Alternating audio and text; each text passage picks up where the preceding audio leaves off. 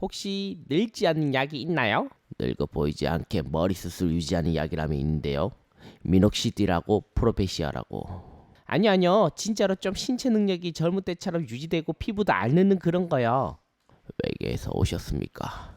죽는 것은 두렵습니다. 그래서 모두가 한 번쯤은 늙지 않고 영원히 사는 것을 꿈꿔보죠. 하지만 천하를 손에 넣은 진시황도 그것이 불가능했듯이 현재까지도 늙으면 언젠간 병들고 죽는다는 것이 상식처럼 받아들여지고 있습니다.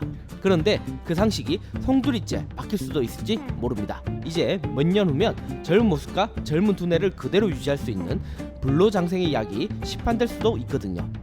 무슨 약을 팔고 있냐고요? 정말로 그러한 약이 개발되고 있습니다. 20년간 생명공학과 안티에이징을 연구해온 하버드의 유전학 박사 싱클레어 씨라는 분이 계신데요. 이분은 35개의 특허를 소유하고 있고 타임지의 세계에서 가장 영향력 있는 백인에서도 선정된 바 있는 이분은 분명한 사기꾼은 아닙니다. 이분의 주장에 따르면 서투닌이라는 유전자와 NAD라는 물질이 그러한 효과를 가져온다고 하는데요. 이 물질들은 효모로서 맥주나 빵을 만들 때도 쓰이는 흔히 존재하는 것들이라고 합니다.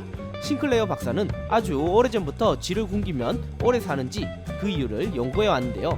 우선 서투인이 하는 일은 인간과 같은 동물에서부터 박테리아까지 지구상의 모든 유기체가 쇠약해지는 것을 막아주는 것이고요. 핵물체가 어떤 위협을 느꼈을 때 그것을 방어하고 보호해주는데, 이러한 위협을 배고프거나 운동을 할 때 위협을 인식한다고 합니다. 이런 형상이 노화를 막아주는 것이죠. 그래서 싱클레어 박사는 실제로 본인도 식사를 많이 거른다고 합니다. 최근 유행을 하고 있는 간헐적 단식 역시 이러한 효과를 가져온다고 하네요. 그러나 이 서투인은 NAD라는 분자가 없으면 무의미하다고 합니다. 이 NAD는 신체 활동에 중요한 물질이라 이것이 없으면 사람은 30초 만에 죽게 된다고 하는데요. NAD는 50대의 사람에게서는 20대의 사람과 비교해 반밖에 나타나지 않는다고 합니다. 싱클레어 박사는 쥐에게 이 서투인과 NAD를 인위적으로 주입하는 실험을 했는데요. 쥐는 더 오래 산 것은 물론 월등한 신체 능력을 보존하며 장수했다고 합니다. 이러한 서투인과 NAD는 성분으로 만들어진 약은 싱클레어 박사의 측근 및 교수들이 이미 복용하고 있으며 현재는 미 FDA 심사 중에 있다고 합니다. 그 외에도 체내에 존재하지만 제 기능을 하지 못하는 좀비 세포를 제거하고 유전자를 다시 배열해서 세포의 나이를 어리게 하는 연구 역시 싱클레어 박사의 주요 연구 분야입니다. 최근에는 유전적으로 동일한 두 늙은 쥐에게 한쪽은 그대로 두고 한쪽은 유전자를 조절하자 유전자를 조절한 쥐가 어려지게 만드는 실험에 성공했다고 하며 신체의 상태를 배아의 상태까지 돌려놓을 수 있기 때문에 시신경이 끊어뜨린 쥐의 시신경을 다시 재생해내는 실험에도 성공했죠. 또 후생 유전자는 신체의 시간을 되돌리는 데 중요한 열쇠인데요.